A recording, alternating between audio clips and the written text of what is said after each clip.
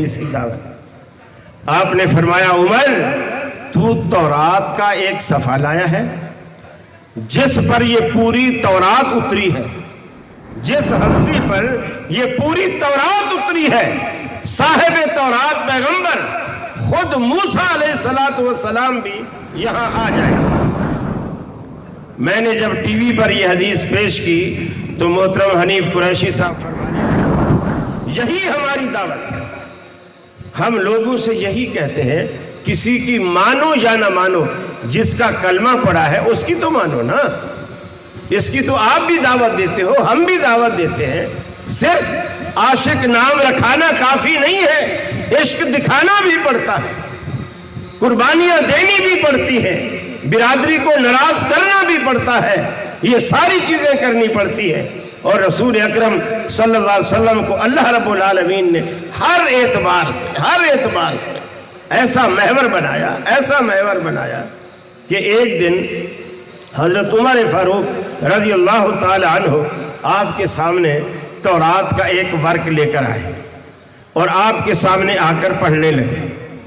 جب پڑھنے لگے تو رسول اللہ صلی اللہ علیہ وسلم کو غصہ آیا. آپ کا غصے کی وجہ سے ایک رنگ جاتا ایک آتا. صدیق اکبر نے یہ دیکھا تو حضرت عمر کو آگاہ کیا کہ تو ورقہ پڑھے چلا جا رہا ہے, اللہ کے نبی کے رخ انور کو نہیں دیکھ رہا, وہ کتنا غضبناک ہو رہا ہے. انہوں نے ورق کو ایک طرف کیا اور کہا میں اللہ کے رب ہونے پر, آپ کے نبی اور رسول ہونے پر, اسلام کے دین ہونے پر راضی ہوں. میں تو صرف تصدیق چاہ رہا تھا کہ آیا یہ بات کہاں تک درست ہے کہاں تک غلط ہے. اب آپ نے کیا فرمایا دیکھیے, یہ ہے اہل حدیث کی دعوت. آپ نے فرمایا عمر تو تورات کا ایک صفحہ لایا ہے جس پر یہ پوری تورات اتری ہے, جس ہستی پر یہ پوری تورات اتری ہے, صاحب تورات پیغمبر خود موسیٰ علیہ السلام بھی یہاں آ جائے.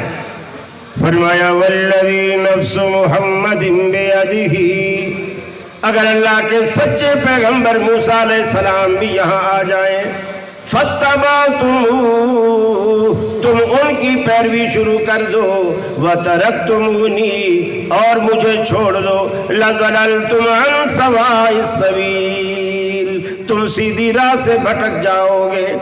اللہ کے سچے پیغمبر موسیٰ علیہ السلام کی پیروی محمد عربی کے آنے کے بعد تمہیں گمراہی کے سوا کچھ نہیں دے سکتی, تو کسی امتی کی پیروی ہدایت کیسے دے گی؟ سوچئے گا, جلسے میں بیٹھ کے نہیں, گھر میں بیٹھ کے, تنہائی میں, خلوت میں بیٹھئے گا کہ کسی نے آپ کو دعوت فکر دی تھی. آپ سوچئے گا جب اللہ کے سچے پیغمبر کی پیروی محمد عربی کے آنے کے بعد آپ کو ہدایت نہیں دے سکتی, گمراہی دے رہی ہے, تو کسی امتی کی پیروی ہدایت کا باعث کیسے بنے گی؟ پھر آپ نے یہاں تک فرمایا لو کان موسیٰ حیا, فرمایا لو کان موسیٰ حیا ما وسعہ الا اتباعی, اگر آج موسیٰ علیہ السلام زندہ ہوتے اور وہ جنت میں جانے کی خواہش کرتے میرے آنے کے بعد, تو آپ نے فرمایا ما وسعہ الا اتباعی, انہیں بھی جنت میں جانے کے لیے میری سنت کے در کے سوا کوئی در نظر نہ آتا. اللہ کا سچا پیغمبر بھی جنت میں جانے کے لیے نبی کی سنت کی پیروی کا محتاج ہے, تو میں اور آپ کیسے بے نیاز ہو سکتے ہیں؟ ہم کیسے بے نیاز ہو سکتے ہیں؟ امام مالک فرماتے ہیں السنت کا سفینۃ نوح من رکب فقد نجا ومن لم یرکب فقد غرق. سنت کی مثال نوح علیہ السلام کی کشتی کی سی ہے, جو اس میں سوار ہو گیا وہ پار ہو گیا, جو سنت کے بیڑے سے باہر رہ گیا وہ غرق ہو گیا, اس کو غرقابی سے کوئی بچانے والا نہیں. اللہ کے حبیب کے بارے میں قرآن پاک نے, خود رسول اکرم نے اتنے واضح دلائل سے فرمایا کہ تمہارا پیشوا صرف اور صرف ایک ہے. اہل حدیث کی صرف 2 نکاتی دعوت کوئی تیسری بات نہیں، صرف 2 نکاتی اہل حدیث کی دعوت، 2 نکاتی پروگرام۔ اے دنیا والو، عبادت اللہ رب العالمین کی کرو اور طریقہ محمد رسول اللہ کا اپنا لو، دنیا میں بھی بیڑا پار، انشاءاللہ آخرت میں بھی بیڑا پار۔ اسی طرح آمین ہے۔ اللہ کے رسول صلی اللہ علیہ وسلم جب نماز پڑھاتے، ازواج مطہرات کہتی ہیں ہم بالکل عورتوں کی صف سب سے آخر میں ہوتی۔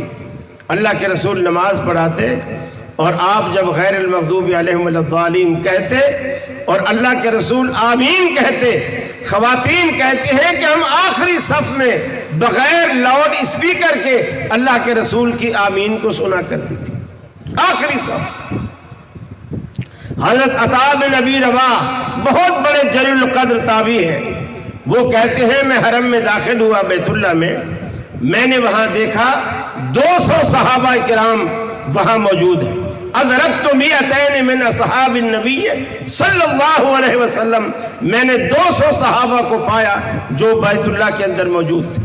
جب نماز کھڑی ہوئی وہ سارے صحابہ وہ بھی کھڑے ہوئے۔ جب امام نے غیر المغضوب علیہم ولا الضالین کہا، حضرت عطا بن ابی رباح کے الفاظ ہیں 200 کے 200 صحابہ نے رفعوا اصواتہم، انہوں نے اپنی آوازوں کو بلند کر کے آمین کہا۔ بخاری شریف میں ہے حضرت عبداللہ بن زبیر رضی اللہ تعالیٰ عنہ نے نماز پڑھائی، امامت کرائی، جماعت کرائی۔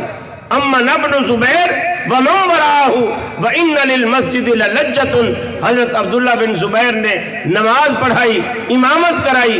جب غیر المغضوب علیہم ولا الضالین کہا، صحابہ نے پیچھے آمین کہی اور اتنی اونچی آمین کہی کہ مسجد گونج اٹھی۔ میں نے جب ٹی وی پر یہ حدیث پیش کی تو محترم حنیف قریشی صاحب فرمانے لگے جی وہ کچی مسجد کیسے گونجے گی بھلا؟ کچی مسجد تھی، چھڑیوں کی چھت تھی، وہ کیسے گونجے گی؟